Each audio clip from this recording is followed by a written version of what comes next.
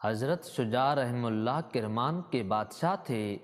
یہ کرمان ایک بستی ہے۔ حضرت شجاع اس بستی کے بادشاہ تھے اور ساتھ ہی بڑے اللہ کے ولی تھے۔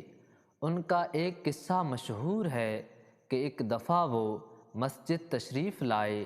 نماز پڑھنے کے بعد دیکھا کہ ایک طالب علم نماز پڑھ رہے ہیں، بڑے خشوع کے ساتھ، بڑے اطمینان کے ساتھ، اور ایسی اچھی نماز کہ انہوں نے خال خال ہی کسی کو ایسا نماز پڑھتے دیکھا تھا، تو ان کا دل اندر سے کہنے لگا کہ یہ طالب علم جو نماز پڑھ رہا ہے، اتنی شاندار نماز، یہ اس قابل ہے کہ میں اس کو اپنا داماد بنا لوں۔ انہوں نے مال نہیں دیکھا، انہوں نے اس کی دنیوی حیثیت نہیں دیکھی، اس کا حسب و نسب نہیں دیکھا، اس لیے کہ ان چیزوں سے اس کو کوئی تعلق نہیں ہے۔ تو شیخ کرمانی کے دل میں آیا کہ کیوں نہ میں اس کو اپنا داماد بنا لوں۔ وہ طالب علم نماز سے فارغ ہوا تو انہوں نے اپنے وزیر سے کہا کہ اس طالب علم کو بلا کر لاؤ۔ وزیر نے جا کر اس کو بلایا۔ وزیر کے بلانے پر وہ بیچارہ کانپ گیا کہ بادشاہ بلا رہے ہیں، پتہ نہیں کیا بات ہے۔ اب وہ آیا ڈرتے ہوئے، کانپتے ہوئے کہ معلوم نہیں میرے سے کیا خطا ہو گئی، یا معلوم نہیں کہ کیا سوال کر لیا جائے اور میں جواب دے سکوں کہ نہ دے سکوں۔ جب وہ حاضر ہوا تو بادشاہ نے اسے بٹھایا اور بٹھانے کے بعد کہا کہ میں تم سے ایک بات کہنا چاہتا ہوں، وہ یہ کہ میرے دل میں یہ خواہش گزری کہ میں تم کو اپنا داماد بنا لوں۔ تمہاری اگر شادی نہیں ہوئی ہے تو تم اگر شادی کرنا چاہو تو میری بیٹی سے شادی کر لو۔ بس جناب یہ سننا تھا کہ ان کا دماغ چکرانے لگا، اس لیے کہ بادشاہ کی بیٹی کو یہ فقیر شادی کر کے کیا کرے گا، کہاں رکھے گا، کیا کھلائے گا، کیسے اس کی خواہشات پوری کرے گا۔ اسے ہو سکتا ہے کہ دن میں 50 جوڑوں کی ضرورت ہو۔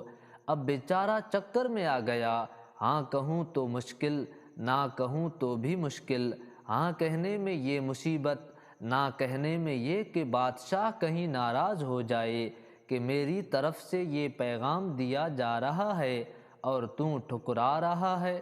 بالا آخر اس نے قبول کر لیا۔ اس کے بعد شادی کا وقت آیا، شادی ہو گئی۔ شادی ہونے کے بعد رخصتی ہوئی۔ یہ اپنے جھونپڑے میں لے گیا شہزادی کو، اور کھانے پینے کا مختصر انتظام 1-2 وقت کے لیے اس نے بنا رکھا تھا۔ جب کھانے کا وقت آیا تو میاں بیوی کھانے کے لیے بیٹھے۔ شرما شرمی میں کچھ زیادہ نہیں کھایا گیا اور کچھ کھانا بچ گیا۔ اس طالب علم نے اپنی بیوی سے جو کہ شہزادی تھی کہا کہ اس بچے ہوئے کھانے کو اٹھا کر رکھ دینا، صبح ہمیں ناشتے میں کام آئے گا۔ اس نے اٹھا کر ایک طرف رکھ دیا اور رونے بیٹھ گئی۔ اب رو رہی ہے، رو رہی ہے۔